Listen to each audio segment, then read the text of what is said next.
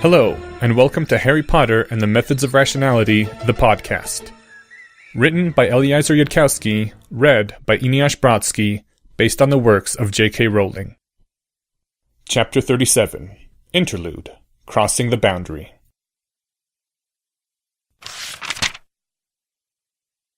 It was almost midnight. Staying up late was simple enough for Harry. He just hadn't used the time turner. Harry followed a tradition of timing his sleep cycle to make sure he was awake for when Christmas Eve turned into Christmas Day. Because while he'd never been young enough to believe in Santa Claus, he'd once been young enough to doubt.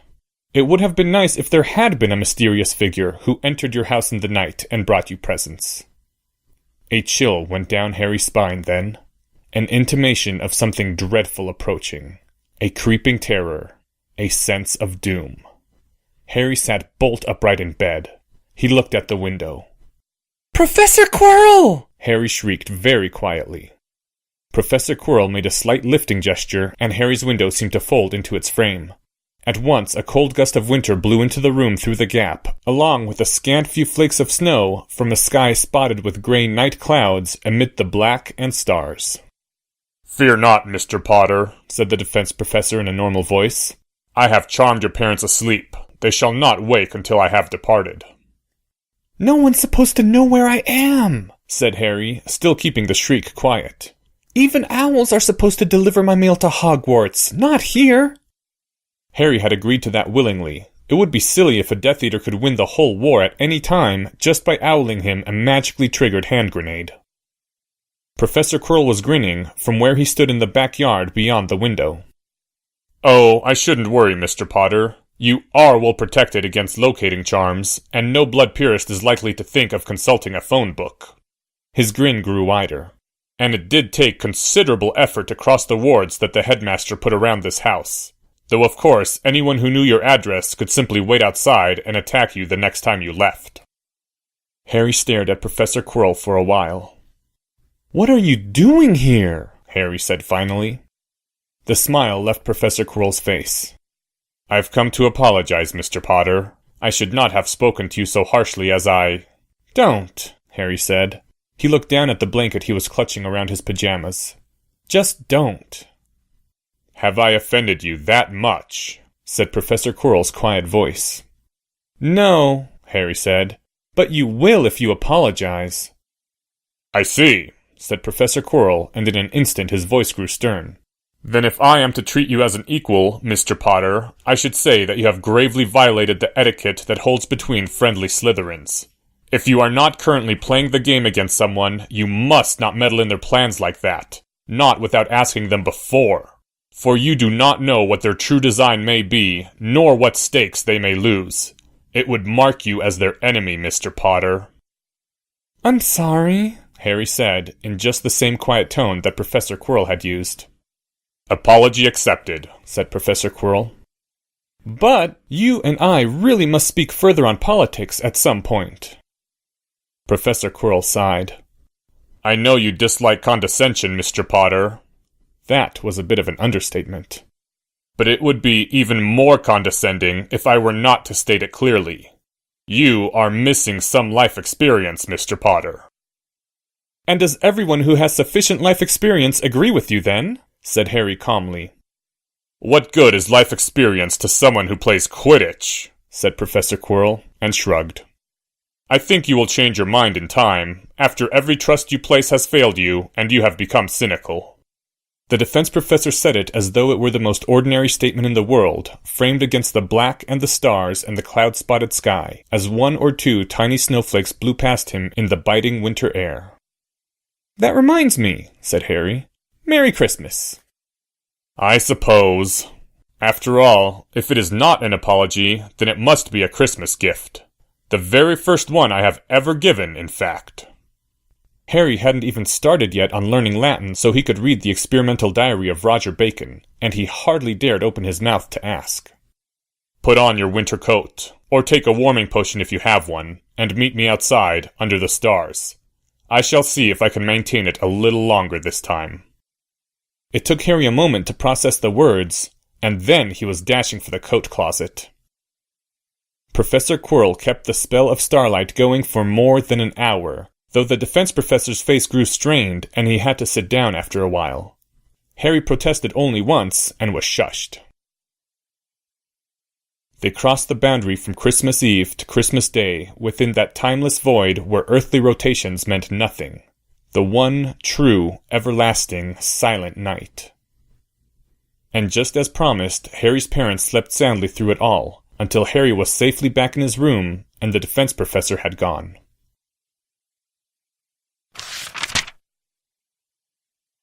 End Chapter 37. Chapter 38. The Cardinal Sin.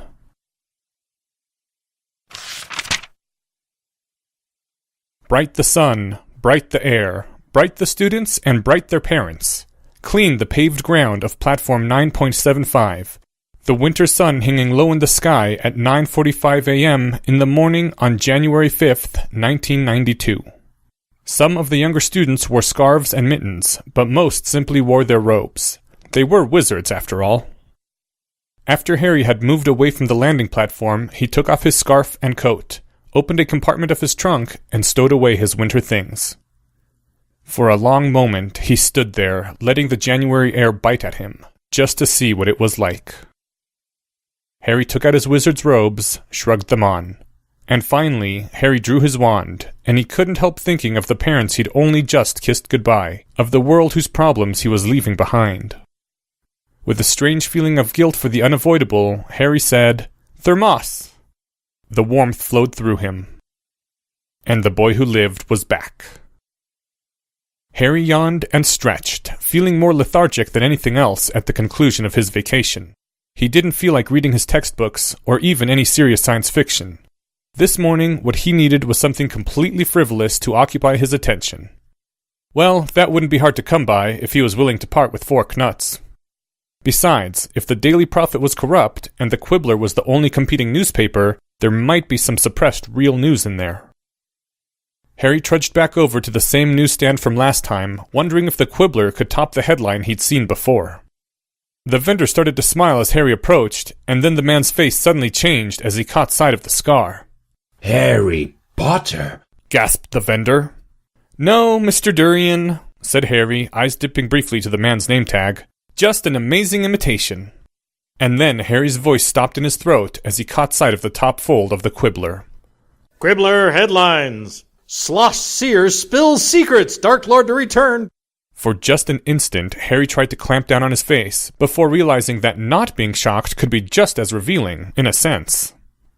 "Excuse me," Harry said. His voice sounded a little alarmed, and he didn't even know whether that was too revealing, or just what his normal reaction would be if he didn't know anything. He'd spent too much time around Slytherins. He was forgetting how to keep secrets from ordinary people. 4 knuts hit the counter. "1 copy of the Quibbler, please." "Oh, no worries, Mr. Potter," said the vendor hastily, waving his hands. "It's never mind, just—" The newspaper flew through the air and hit Harry's fingers, and he unfolded it. Slosh Seer spills secrets, Dark Lord to return, wed Draco Malfoy. "It's free," said the vendor. "For you, I mean." "No, I was going to buy one anyway." The vendor took the coins, and Harry read on.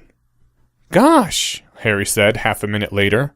"You get a seer smashed on 6 slugs of scotch, and she spills all sorts of secret stuff. I mean, who'd have thought that Sirius Black and Peter Pettigrew were secretly the same person?" "Not me," said the vendor. "They've even got a picture of the 2 of them together, so we know who it is that's secretly the same person." "Yep. Pretty clever disguise, innit?" "And I'm secretly 65 years old." "You don't look half that." "And I'm betrothed to Hermione Granger, and Bellatrix Black, and Luna Lovegood, and, oh yes, Draco Malfoy too." "Going to be one interesting wedding." Harry looked up from the newspaper and said in a pleasant voice, "You know, I heard at first that Luna Lovegood was insane, and I wondered if she really was, or if she was just making stuff up and giggling to herself the whole time. Then when I read my second Quibbler headline, I decided that she couldn't be insane. I mean, it can't be easy to make the stuff up. You couldn't do it by accident. And now do you know what I think? I think she must be mad after all. When ordinary people try to make stuff up, it doesn't come out like this. Something's got to go really wrong with the inside of your head before this is what comes out when you start making stuff up. The vendor stared at Harry. Seriously, who reads this stuff? You, said the vendor. Harry wandered off to read his newspaper. He didn't sit at the same nearby table he'd sat down at with Draco, the first time he'd prepared to board this train. That seemed like tempting history to repeat itself. It wasn't just that his first week at Hogwarts had been, judging by the Quibbler, 54 years long. It was that, in Harry's humble opinion, his life did not need any new threads of complexity. So Harry found a small iron chair somewhere else, distant from the main crowd and the occasional muffled cracks of parents apparating in with their children, and sat down and read the Quibbler to see if it contained any suppressed news. And besides the obvious craziness, heaven help them all if any of that was real, there was a good deal of snide romantic gossip, but nothing that would really be all that important if it was true. Harry was just reading about the Ministry's proposed marriage law to ban all marriages when... Harry Potter, said a silken voice that sent a shock of adrenaline jolting through Harry's blood. Harry looked up. Lucius Malfoy, Harry said, his voice weary. Next time, he was going to do the smart thing and wait outside in the Muggle part of King's Cross until 10:55 a.m. Lucius inclined his head courteously, sending his long white hair drifting over his shoulders. The man was still carrying that same cane, lacquered in black with a silver snake's head for its handle, and something about his grip silently said, "This is a weapon of deadly power. Not, I am feeble and leaning on this." His face was expressionless. Two men flanked him, their eyes continuously scanning, their wands already gripped low in their hands. The two of them moved like a single organism with 4 legs and 4 arms, the senior Crabbe and Goyle, and Harry thought he could guess which was which, but then it didn't really matter. They were merely Lucius's appendages, as certain as if they'd been the 2 rightmost toes on his left foot. I apologize for disturbing you, Mr. Potter, but you have answered none of my owls, and this, I thought, might be my only opportunity to meet you. I have received none of your owls, Harry said calmly. Dumbledore intercepted them, I presume, but I would not have answered them if I had, except through Draco. For me to deal with you directly, without Draco's knowledge, would trespass on our friendship. Please go away. Please go away. Is that your pose, then? Well, I shall play along a little. What was your purpose in maneuvering your good friend, my son, into a public alliance with that girl? Oh, that's obvious, right? Draco's working with Granger will make him realize that Muggleborns are human after all. Bwah, ha, ha. A thin trace of a smile moved over Lucius's lips. Yes, that does sound like one of Dumbledore's plans, which it is not. Indeed. It is part of my game with Draco and no work of Dumbledore's, and that is all I will say. Let us dispense with games, said the senior Malfoy, the grey eyes suddenly hardening. If my suspicions are true, you would hardly do Dumbledore's bidding in any case, Mr. Potter. There was a slight pause. So you know, Harry said, his voice cold. Tell me, at which point exactly did you realize? When I read your response to Professor Quirrell's little speech, said the white-haired man, and chuckled grimly. I was puzzled at first, for it seemed not in your own interest. It took me days to understand whose interest was being served, and then it all finally became clear. And it is also obvious that you are weak, in some ways, if not others. Very clever of you, said Harry, still cold. But perhaps you mistake my interests. Perhaps I do. A hint of steel came into the silken voice. Indeed, that is precisely what I fear. You are playing strange games with my son, to a purpose I cannot guess. That is not a friendly act, and you cannot but expect me to be concerned. Lucius was leaning upon his cane with both hands now, and both those hands white, and his bodyguards had suddenly tensed. Some instinct within Harry claimed that it would be a very bad idea to show his fear, to let Lucius see that he could be intimidated. They were in a public train station anyway. I find it interesting, Harry said, putting steel into his own voice, that you think I could benefit from doing Draco harm. But it is irrelevant, Lucius. He is my friend, and I do not betray my friends. What? Whispered Lucius. His face showed sheer shock. Then... Company, said one of the minions, and Harry thought, from the voice, that it must be the senior crab. Lucius straightened and turned, then let out a hiss of disapproval. Neville was approaching, looking scared but determined, in tow behind a tall woman who didn't look scared at all. Madam Longbottom, Lucius said icily. Mr. Malfoy, Returned the woman with equal ice. are you being an annoyance to our Harry Potter? The bark of laughter that came from Lucia seemed strangely bitter. Oh, I rather think not. Come to protect him from me, have you? The white-haired head shifted toward Neville. And this would be Mr. Potter's loyal lieutenant, the last scion of Longbottom, Neville, self-styled of chaos. How strangely does the world turn. Sometimes I think it must all be mad. Harry had no idea what to say to that, and Neville looked confused and frightened.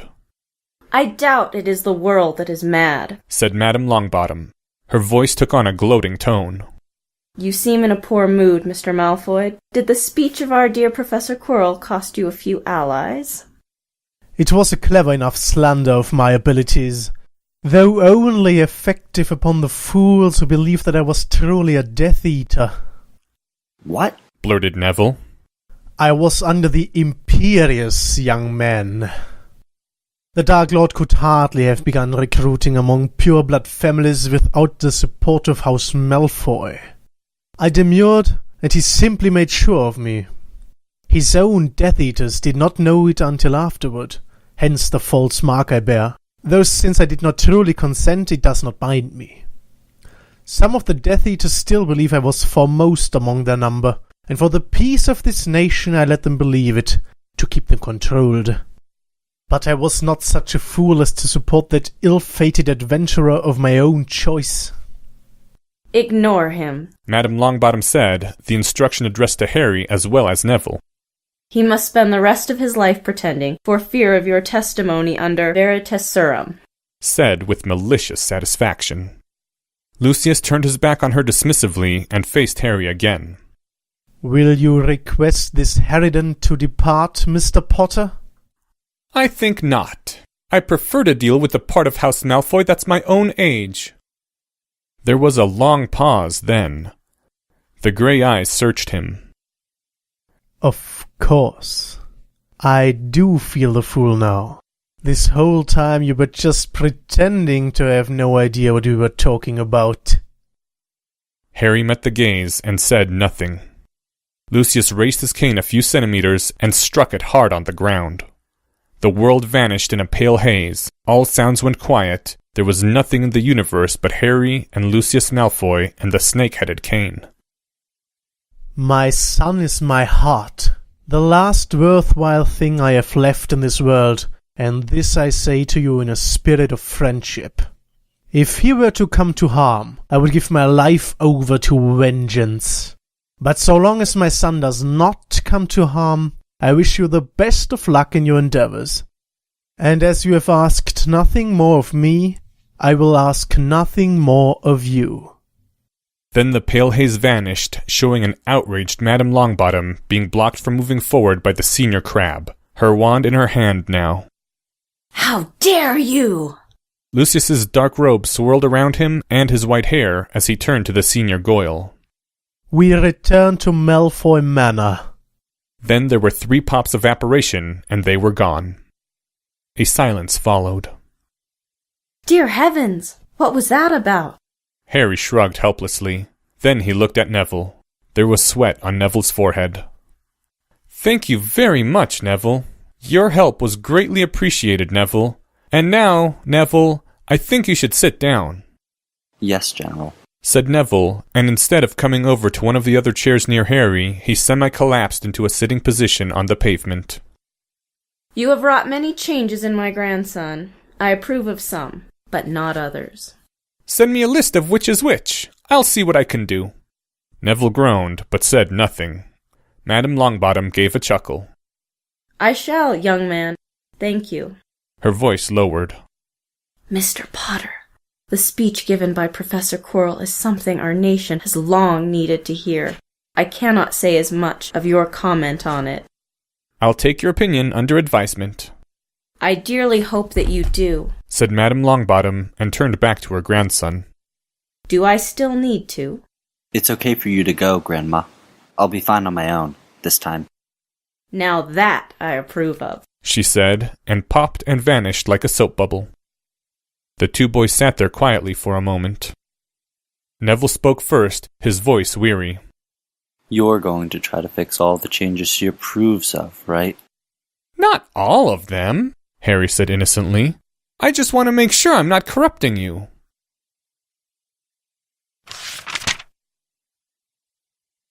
Draco looked very worried. His head kept darting around, despite the fact that he had insisted on them going down into Harry's trunk and using a true quieting charm and not just the sound-blurring barrier. What did you say to Father? Blurted Draco the moment the quieting charm went up and the sounds of platform 9 3/4 vanished. Look, can you tell me what he said to you before he dropped you off? Said Harry. That I should tell him right away if you seem to be threatening me, said Draco. That I should tell him right away if there was anything I was doing that could pose a threat to you. Father thinks you're dangerous, Harry. Whatever you said to him today, it scared him. It's not a good idea to scare Father. Oh, hell. What did you talk about? Demanded Draco. Harry leaned back wearily in the small folding chair that sat at the bottom of his trunk's cavern. You know, Draco, just as the fundamental question of rationality is, what do I think I know and how do I think I know it, there is also a cardinal sin, a way of thinking that's the opposite of that. Like the ancient Greek philosophers. They had no clue what was going on, so they'd go around saying things like, all is water, or all is fire, and they never ask themselves, wait a minute, even if everything is water, how could I possibly know that? They didn't ask themselves if they had evidence which discriminated that possibility from all the other possibilities you could imagine. Evidence they'd be very unlikely to encounter if that theory wasn't true. Harry, Draco said, his voice strained. What did you talk about with Father? I don't know, actually. So it's very important that I not just make stuff up. Harry had never heard Draco shriek in horror in quite that high a pitch before.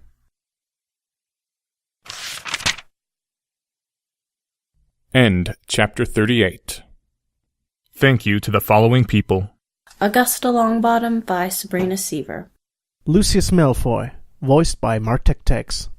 Neville by Adam Hartel. Mr. Durian by Bram Bakker. Quibbler Headlines by Phil Folio.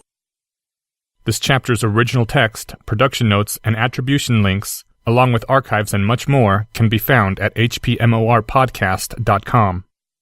If you would like to learn more about the art of rationality, please visit lesswrong.com, an online community of aspiring rationalists founded by Eliezer Yudkowsky. Some sound effects used are courtesy of the Free Sound Project. The music used is Catch That Goblin by Skaven. Thank you for listening, and come back next week for Chapter 39, Pretending to be Wise, Part 1.